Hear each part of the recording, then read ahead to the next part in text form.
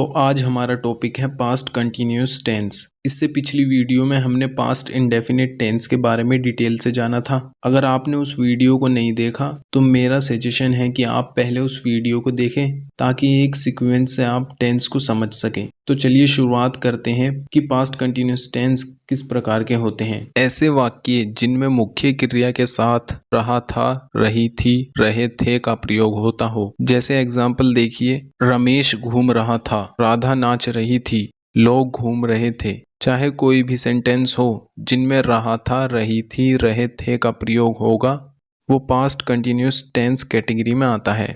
तो अब देखिए किस तरह से इस टेंस के सेंटेंसेस को बनाया जाएगा।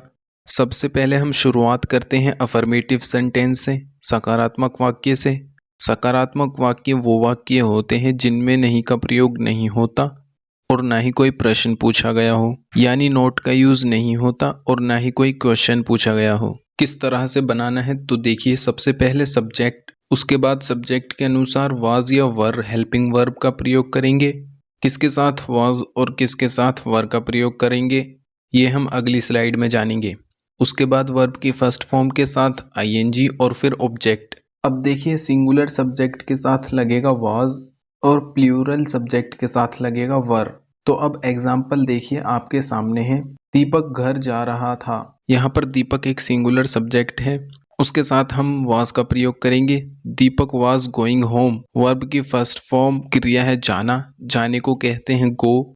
गो के साथ लगेगा आईएनजी और उसके बाद ऑब्जेक्टिव पार्ट आ जाएगा home. Deepak was going home, मैं खेल रहा था, आई वॉज प्लेइंग, हम हंस रहे थे, वी वर लाफिंग। यहाँ पर वर का प्रयोग इसलिए किया गया है क्योंकि हम एक प्लूरल सब्जेक्ट हैं। प्लूरल सब्जेक्ट के साथ हमेशा वर का प्रयोग होगा, वी वर लाफिंग।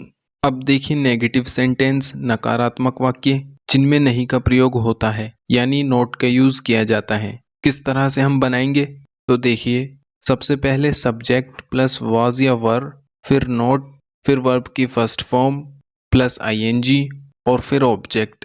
एग्जाम्पल देखिए, राहुल घर नहीं जा रहा था, Rahul was not going home, हम खेल नहीं रहे थे, वी वर नॉट प्लेइंग, मैं हंस नहीं रहा था, आई वॉज नॉट लाफिंग। और इंटेरोगेटिव सेंटेंस, प्रश्नवाचक वाक्यों में जहां पर प्रश्न पूछा गया हो।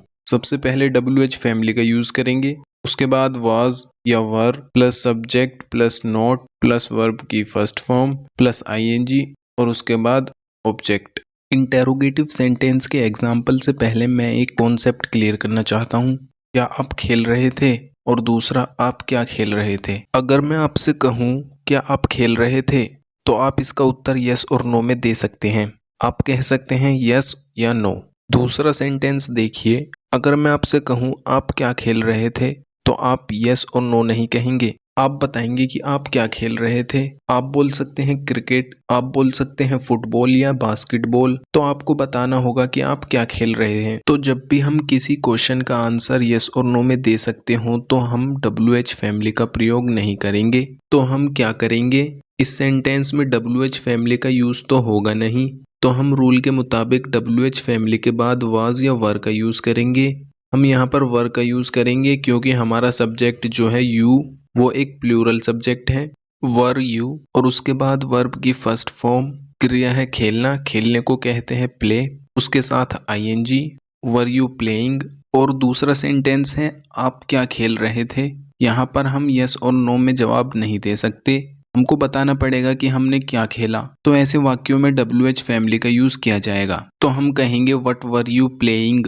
और एग्जाम्पल देखिए, क्या मोनू घर जा रहा था, वॉज मोनू गोइंग होम, यहाँ पर कोई WH फैमिली नहीं है। क्या हम खेल नहीं रहे थे, वर वी नॉट प्लेइंग, यहाँ पर भी कोई WH फैमिली नहीं है। मैं हंस क्यों रहा था, यहाँ पर WH फैमिली है क्यों, क्यों को कहते हैं वाई वर आई लाफिंग। वो कौन सा खेल खेल रही थी, विच गेम, यहाँ पर देखिए कौन से को कहते हैं विच, WH फैमिली है which game was she playing. पापा उसे क्यों डांट रहे थे, Why was dad scolding him? अगर वो कोई पुरुष है तो him, अगर वो कोई स्त्री है तो her। तुम क्या सोच रहे थे, What were you thinking? तो इस तरह से हमने यहाँ पर past continuous tense के बारे में जाना।